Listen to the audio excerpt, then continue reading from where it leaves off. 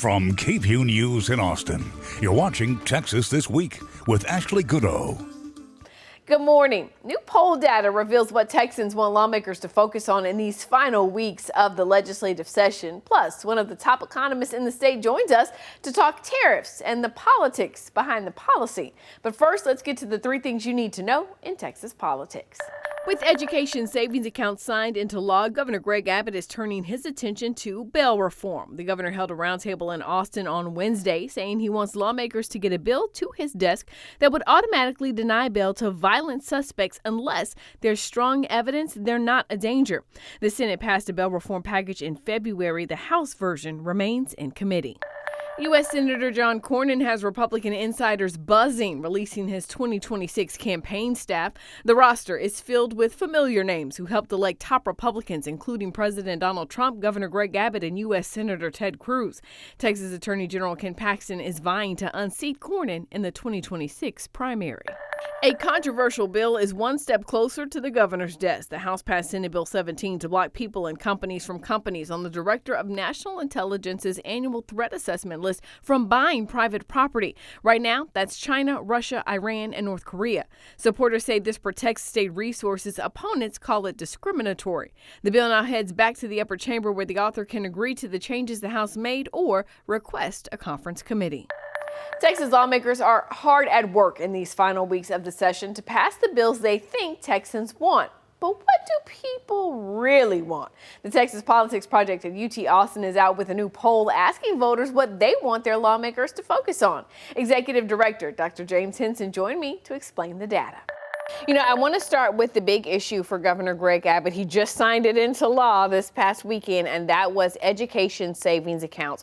Talk to us about how much support there is and is not for ESAs among Texas voters. Yeah, the picture with public support for ESAs or any kind of a choice program has been pretty stable for the last year or so. There's plurality support, sometimes majority support. In other words, plurality being the most but less than half. So 48% supported it, 35% did not. Much more popular among Republicans, 63 support than Democrats, only 32. With independents at the middle, about half of independents favorable. So on balance, Texans are okay with it, but there's not an overwhelming groundswell of support, as you might imagine, given how divisive the fight's been. Yeah, but we do know that people want to see more money for public education, right? And you asked voters about how important it is that the legislature passed something on teacher pay. What did people say about that? Now that ranks, pretty high. Well, when we asked people to tell us how important it was, 65% said that it was either extremely or very important to give teachers a raise. So that, not controversial among most groups. What about school funding? You know, that we had a $1 billion bill for education savings accounts. The lawmakers like to say they're going to give, even more money to public schools if this bill doesn't get stalled. How important is funding our schools to people? Yeah, and we should note that bill is still not quite through the process, and there's still some debate over that. Right. So about 60%, same kind of structure to the question is the teacher pay. About 60% say that it's extremely or very likely, so a little below teacher pay. So a little more support for focusing increases in funding on increasing teacher pay.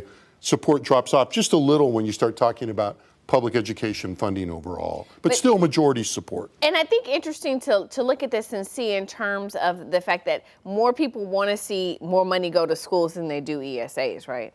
Yeah, I mean, I think the story with how those two things are intertwined has been pretty stable for a while. On one hand, people will tell you, if you ask them, sure, we're willing to try a school choice program, around half. But when you ask them what's important and what they think is important in the context of public ed, or even the overall policy agenda, ESAs fall, pretty close to the bottom usually. Teacher pay usually towards the upper middle or the upper end of the pack. Yeah. Now that ESAs have crossed the finish line, the other thing that we're seeing the governor really turn his focus to, including today, is bail reform. Talk to us about where people stand on what voters think when it comes to being able to allow judges to, hold people without bond. Yeah, I mean, I think if you put this in the context of two things, people accused of violent crimes and people that are in the country without documentation, there's a reasonable level of support. And so you do see majority support for doing something on making it harder for judges to grant bail. I think this is really a function of the law and order kind of arguments that we've been seeing in the state, particularly since COVID. A real reversal of where we saw the bail discussion even 5 or 6 years ago, when we were beginning to see some convergence on a bail reform in the other direction.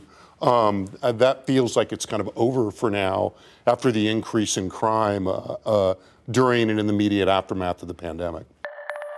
You can find the full poll at texaspolitics.edu or check out the Second Reading podcast. When Texas This Week continues, President Donald Trump's tariffs, good policy or disaster for your budget? One of the top economists in the state weighs in. If it feels like we're on a bit of a tariff roller coaster, right, it's because we kind of are. Tell us what is going on. Well, I think that's part of the problem is we are on a roller coaster, and it creates a lot of uncertainty in the economy. And when you have uncertainty, people just kind of get nervous and sit back and don't do much. And economies are based on people that are willing to buy things, introduce new products, open new businesses, that type of thing. And people are nervous right now because it is so uncertain. The tariffs are going to cause inflation. They're going to slow down economic growth. They're very bad economic policy on the whole. But I think combined with that is the fact that we simply don't know where they're going to land at this point. Yeah, I mean, we have the Switzerland meeting between the U.S. and China this weekend, and we're hearing, the president saying 80% sounds like a good tariff amount for China. It's been almost, 125, 145. I would like to think that there is someone advising the president and telling him that this is a good idea, this is a good plan. What could be the good side of all of this? Well, the only thing I could say there's a potential good side of it is at this point in time is that the economic disruption that it's going to cause and is causing will be enough that will make them back off. And you saw that to some extent, literally on April the 9th.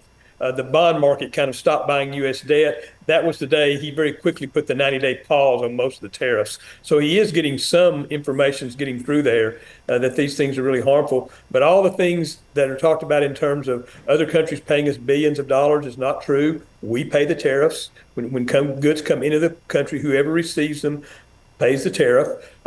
You hear things like it'll cause all the manufacturing to come back to the United States.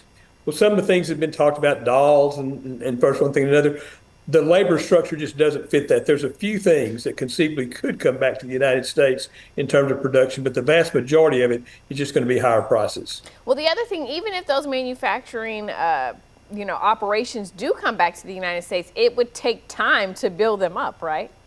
Oh, it would take years. And there again, most of the stuff, there's a reason countries specialize. We do things that are very high technology content, very high value added. Other countries with lower wage structures do things that have a lower wage structure to them. Some people have the raw materials. Some countries do, some countries don't. There are reasons why all the countries specialize. And we figured out, literally, economists figured out that we'd be better off if we specialized and traded in 1811. This is not a new idea, but one that seems to have lost some traction here recently.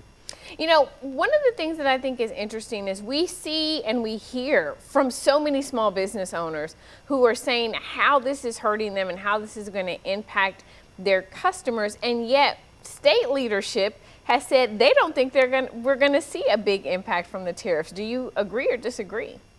Oh, if they go through and they're sustained for a long period of time, we'll see very significant impacts. It's impossible not to. Companies, things like steel, lumber, aluminum prices are already up 20%. That affects home building. It affects the oil and gas industry. It affects a lot of major industries in Texas.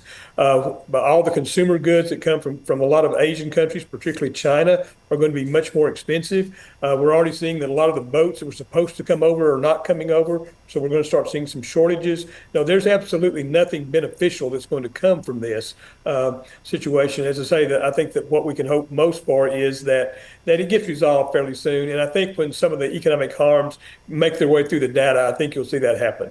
I hate to even say the word, but I have to ask you the word about the big R, recession. Do you see a recession coming? You're one of the top economists in the country, Dr. Perryman. Do you see a recession coming?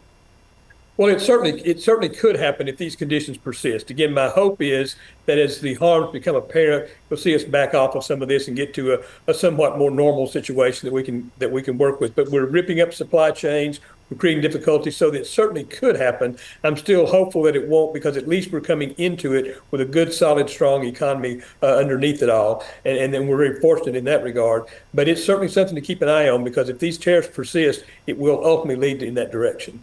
Do you think that this sends a different message? You had the president running on the economy, saying he was going to fix the economy, he was going to strengthen the economy, the cost of eggs, the cost of groceries, all that was going to drop, and we're seeing the opposite happen. How do you reconcile the two?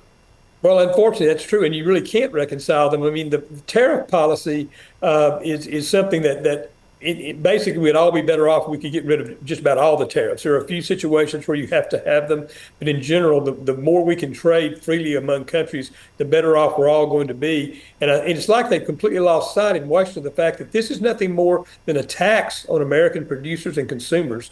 When you buy something that comes from a foreign country, the foreign country doesn't pay you any money. You pay the money and the price that you pay for the good. And it's like they've completely lost sight of, in essence, this is like a massive tax increase that hasn't been passed by Congress, that hasn't been vetted, and that really could have a lot of disruptive effects on the economy.